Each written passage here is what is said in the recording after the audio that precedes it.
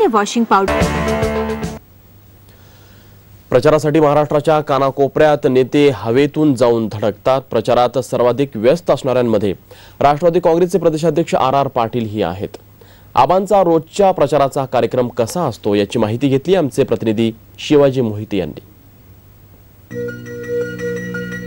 गाव कोल्हापूर, ठिकाण हॉटेल पंचशील, वेळ सकाळी 7ची।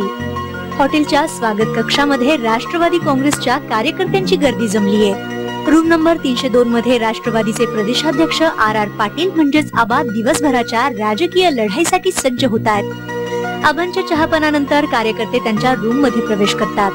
वृत्तपत्रावर नजर फिरवत असतानाच आबा कार्यकर्त्यांसोबत दिवसभराच्या कामकाजासंदर्भात चर्चा करतात। त्यानंतर 8:30च्या सुमाराला ते हॉटेलमधून बाहेर पडतात आणि थेट ते त्यांच्या वाहनाकडे म्हणजेच हेलिकॉप्टरकडे रवाना होतात। हेलिकॉप्टरनं आकाशात झेपावल्यानंतर आबा शहराचा आढावा घेतात। राज्याच्या वेगवेगळ्या भागात फिरत असताना काय सामाजिक परिस्थिती जाणवते? एक तर या इलेक्शन मध्ये यूपीएला म्हणजे काँग्रेस, राष्ट्रवादी काँग्रेस आणि आरपीआय याला खूप चांगले यश मिळण्याची शक्यता निर्माण झाली आहे। याचं प्रमुख कारण समाजामधले जे वेगवेगळे सेक्टर्स आहेत ते खूप समाधानी आहेत। त्यामुळे खूप अनुकूल वातावरण आज आमच्या काँग्रेसला आणि आम्हाला वाटते। आबा, एखादी अशी घटना आहे का की जिने तुमच्या हृदयाला हात घातला, की राजकारणाशी संबंधित नाही पण राज्याच्या कानाकोपऱ्यात फिरत असताना की तुमच्या ती नेहमी आठवणीत राहील? या लोकसभा 15व्या लोकसभेच्या निवडणुकीत आपण राज्यभर फिरतात त्यावेळी घडलेली अशा खूप आठवणी वेगवेगळ्या भागामध्ये येत आहेत। आपल्याला या गोष्टीची कल्पना आहे की मध्यंतरी अतिरेक्यांनी केलेल्या हल्ल्याची जबाबदारी स्वीकारून मला राजीनामा द्यावा लागला।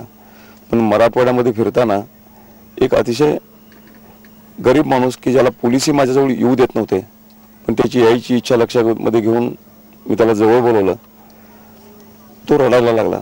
खरं तर मी पद सोडण्याचा किंवा पदावर जाण्याचा कधी संबंधी आला नव्हता आणि त्याच्याशी काही संबंधी नव्हता। त्यानं कधी मला कामही सांगितलं नव्हतं। राजकारणासारख्या क्षेत्रामध्ये काम करताना भोवताली वावरणारी माणसं आपल्याला आपली वाटतात पण राजकारणाच्या पलीकडे राहून ज्यांचं आपल्याकडे कुठलं काम नाही, जे कधी संबंधात आले नाहीत, अशी ही सहृदयतेनं बघणारी माणसं ज्यावेळी भेटतात त्यावेळी कधी न भेटलेल्या उपेक्षित असलेल्या लोकांच्यासाठी आपण खूप काही करणं बाकी आहे। त्यांचं खूप आपण देणं लागतो। या राज्यामधली सर्वसामान्य जनता किती सरळमार्गी आहे, ती किती निस्सीम आणि निरागस प्रेम करणारी आहे याची प्रचिती मला राज्यामध्ये अनेक ठिकाणी येते। राजकारणामध्ये पद ही ताकद असते पण अशा माणसांनी दाखवलेलं प्रेम ही मग मोठी ताकद वाटायला सुरुवात होते। शहराचा आढावा घेत असतानाच वर्तमानपत्रावरही ते पुन्हा नजर टाकतात। यानंतर 20 मिनिटातच हेलिकॉप्टर प्रचारस्थळी पोहोचतं। स्थानिक नेत्यांच्या स्वागतानंतर आबांच्या खऱ्या कामाला म्हणजेच जाहीर सभेला सुरुवात होते। त्यामुळे प्रचार सभांच्या धामधुमीमुळे 2 महिन्यांपासून घरी जायलाही सवड मिळाली नसल्याचं आबांनी सांगितलंय। मग घरच्यांचा कसा संपर्क होतो? तुमचा मोबाईलवरही संपर्क होत नाही आणि तुम्ही राज्यभर फिरत असता। आता राजकारण्यांच्या दृष्टीने निवडणुका ह्या एक प्रकारच्या लढाई आहेत। ज्यावेळी लढाई असते, युद्ध असतं, त्यावेळी आपण आपलं कौटुंबिक जीवन थोडंसं सगळेजणच बाजूला ठेवत असतो। थोडंसं मी पहिल्यापासूनच आपल्या कुटुंबाबरोबर जगण्यापेक्षा, कुटुंबासाठी जगण्यापेक्षा मी जे काही ध्येय अंतःकरणामध्ये ठेवलेले आहेत त्यासाठीच अधिकचं जगणं पसंत केलंय। त्यामुळे निवडणुकीमध्येच नव्हे पण एरवी सुद्धा तसा माझ्या कुटुंबाशी माझा कमी संपर्क असतो। पण अधूनमधून फोन करायला तरी उसंत मिळते।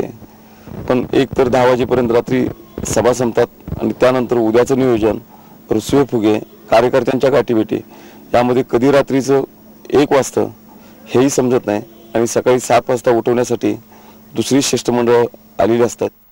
ही प्रचार सभा तर आटोपली, आता पुढच्या प्रचार सभेसाठी हेलिकॉप्टर वाट बघतंय। त्यामुळे पुन्हा आबा पुढच्या प्रचार सभेसाठी सज्ज होत आहेत। लोकसभेचं महाभारत साठी सांगलीहून शिवाजी मोहिते आणि सुप्रिया शिंदे, ETV न्यूज। लोकसभेचं महाभारत मध्ये पुन्हा भेटूया छोट्याशा विश्रांतीनंतर।